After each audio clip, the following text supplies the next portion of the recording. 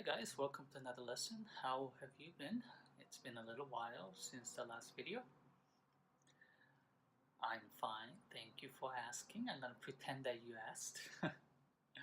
Anyway, let's talk about how to avoid the scratchy sound of the violin. It's most commonly asked question, so let's get right to it. In order to avoid the scratchy sound of the violin, you need to have a good bowing technique. In order to have a good bowing technique, you need to know the trifecta of the bowing technique. Okay, number one trifecta is the speed of the bow. Okay, I'm gonna use a train analogy. So bow is the train, and the notes are the passengers.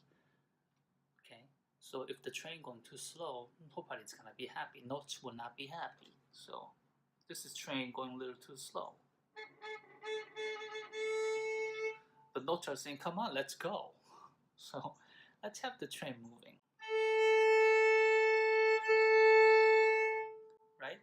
So what's the number one cause of train or the bow moving too slow? It's the stiff of the arm. Yeah, if the wrist is stiff, the fingers are stiff, the whole arm is stiff.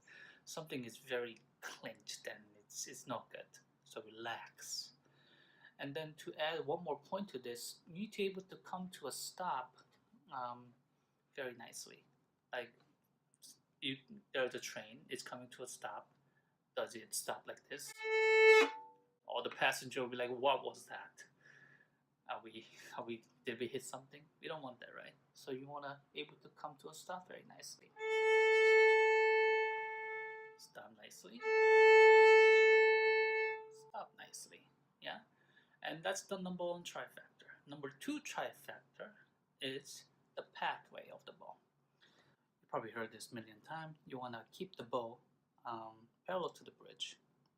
Let's go back to the train analogy here. I want you to think about there's a train track parallel to the bridge, and then the bow in the train has to stay on that track. What's gonna happen if the train go out of its track? It's gonna crash, right? And slip. So we don't want that. So that's the number two trifecta, the pathway. The third trifecta is the pressure. Okay, I want you to think about there's a frog here, a living frog right there living it.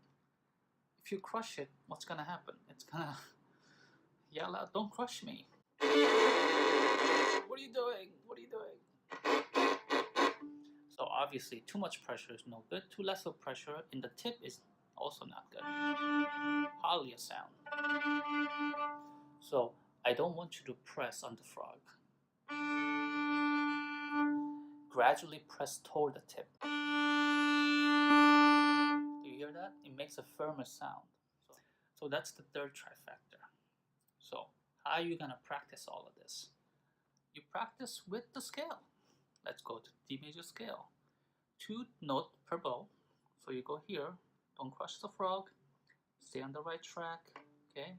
Make sure it's bent, curled, and then make sure right arm is relaxed. A little bit of pressure on the tip, and then stop nicely. Stop nicely. Stop nicely.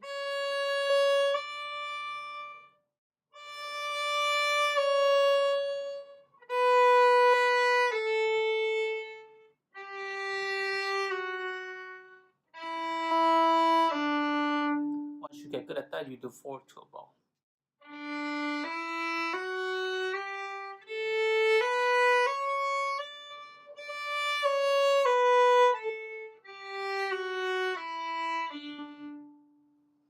Get it? You have to really focus on what you are doing, what trifecta you're lacking. I cannot tell you without looking at it, so you have to self-evaluate. So remember, number one, the speed. Number two, the pathway. Number three, the pressure. All of those things has to intertwine and create a harmony to able to create a good quality of sound. Alright, I hope that helped. Please like and subscribe. I'll see you next time.